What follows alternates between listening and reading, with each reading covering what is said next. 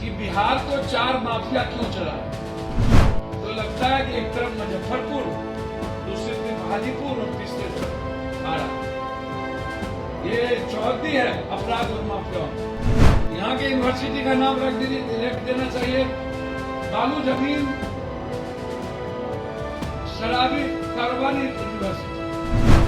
शराब माफिया, बालू माफिया, जमीन माफिया और ठेका माफिया। हर दिन आरा में जमीन और भट्टाओं को लेकर के गोली मारी जा रही है। वहां हमको राजनीतिक क्रांति की जरूरत नहीं है, बिहार को चाहिए आर्थिक क्रांति। मैं मांग करता हूं कि बिहार के 15 करोड़ लोगों के पब्लिक ओपिनियन आप लीजिए कि तरीका क्या होगा।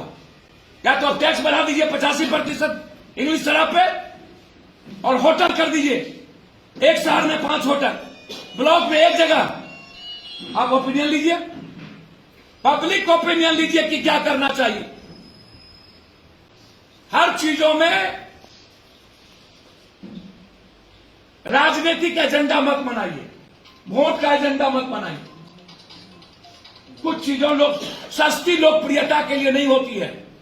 कुछ चीजें दुनिया जब इकोनॉमिकल फ्रीडम की ओर हम जा रहे हैं, आर्थिक क्रांति का युग है ये दुनिया, वहां हमको राजनीतिक क्रांति की जरूरत नहीं है। बिहार को चाहिए आर्थिक क्रांति, राजनीतिक सॉल्यूशन नहीं। राजनीतिक समाधान की जरूरत बिहार में नहीं है।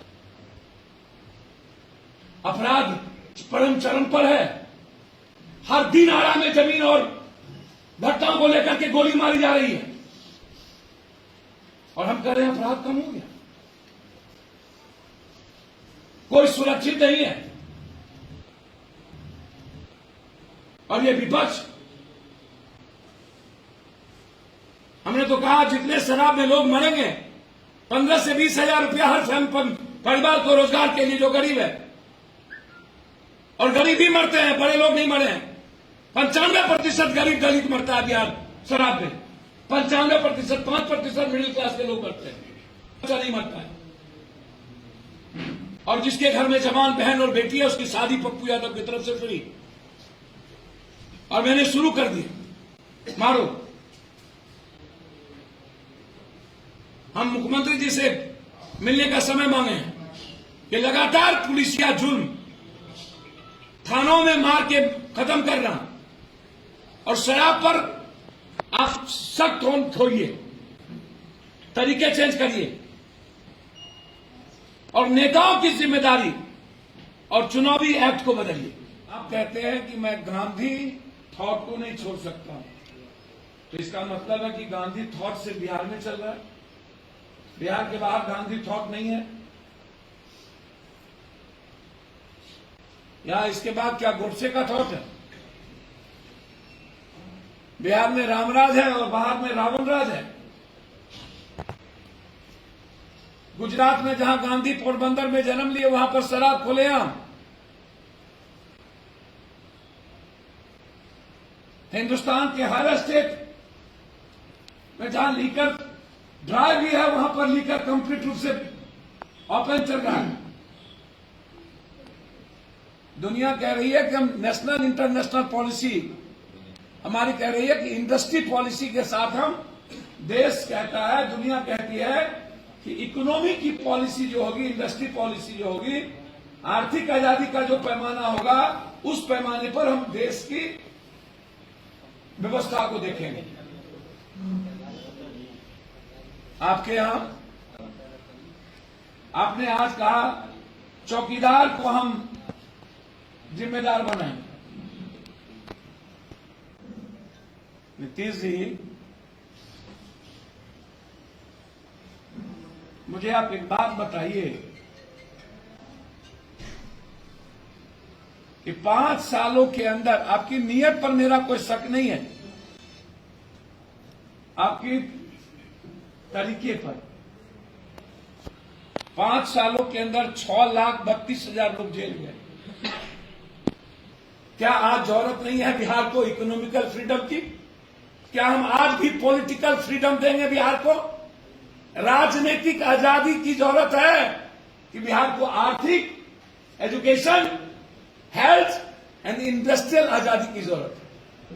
यदि आप ये 4 आजादी देना चाहते हैं तो आपको टैक्स कम करना पड़ेगा और बिहार को हिंदुस्तान के नजरिए से देखना पड़ेगा। आज हम बिहार को हिंदुस्तान के तरीके और हिंदुस्तान के नजरिए से नहीं देख रहे। दूसरी तरफ मैं उस परिवार की सुरक्षा, हम सीएम नीतीश जी के यहां से बातचीत की आज, कल भी मेरी बातचीत हुई थी। उन परिवारों को लाइसेंस अविलंब, एसपीडी ट्रायल 3 महीने के अंदर सजा, अविलंब गिरफ्तारी, परिवार सुरक्षित नहीं है, डरी भी और सहमी भी। जन अधिकार पूरी पार्टी उस परिवार के साथ। इसके पहले रवि की घटना घटी थी, उसमें आज तक 5 ही लोग सिलेंडर हुए, अब गिरफ्तार हुए 2 लोग अभी भी मुख बाकी।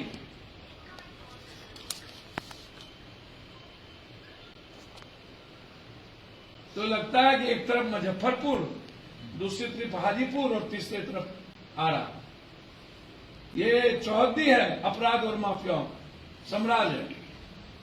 ये यूनिवर्सिटी है, बाबू वीर कुंवर सिंह यूनिवर्सिटी नहीं है। यहां के यूनिवर्सिटी का नाम रख देना चाहिए बालू जमीन शराबी कारोबारी यूनिवर्सिटी।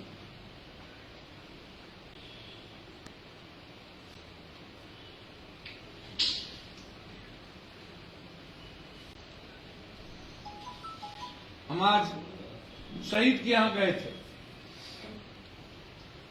हम लोगों ने उनकी मूर्ति का लगाने का निर्णय, उसके बच्चों को पढ़ाने का निर्णय हमारी पार्टी की ओर से किया गया। हम सरकार से मांग करते हैं शराब के सवाल पर कि बिहार को 4 माफिया क्यों चला रहा है। अब बिहार इन चारों माफियाओं के नेतृत्व में क्यों छोड़ दिया गया, और हर नेता इन चारों माफियाओं के पैसे से घर क्यों चला रहा है। शराब माफिया, बालू माफिया, जमीन माफिया और ठेका माफिया,